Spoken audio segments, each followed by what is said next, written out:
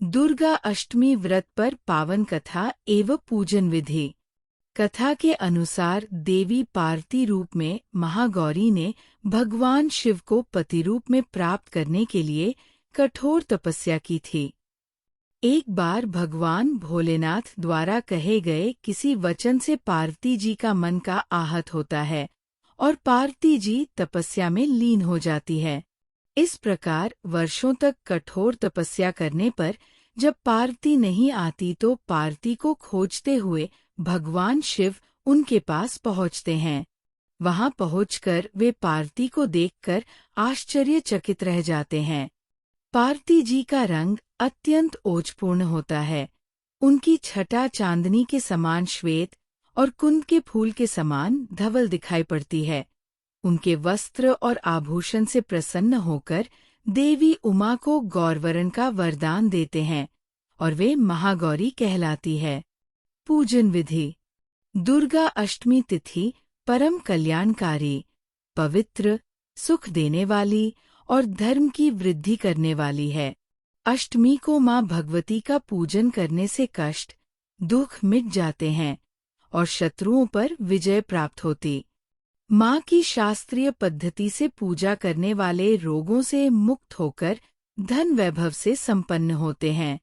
देव, दानव, राक्षस, गंधर्व, नाग, यक्ष, किन्नर, मनुष्य आदि सभी अष्टमी और नवमी को ही पूजते हैं।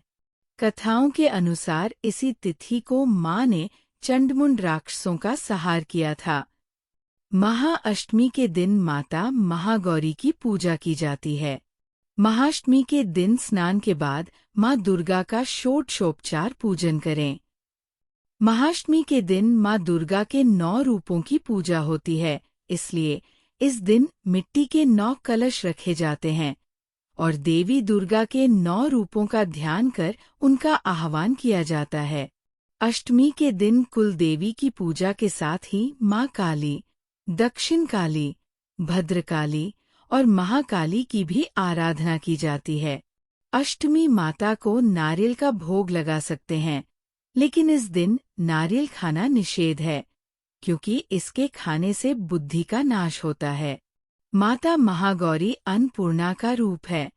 इस दिन माता अन्नपूर्णा की भी पूजा होती है, इसलिए अष्टमी के दिन कन्या भोज और ब्राह्मणों को भोजन कराया जाता है।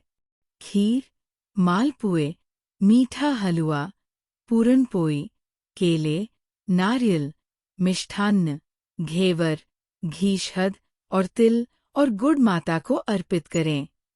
यदि अष्टमी को पारना कर रहे हैं तो विविध प्रकार से महागौरी का पूजन कर भजन, कीर्तन, नृत्यादि उत्सव मनाना चाहिए।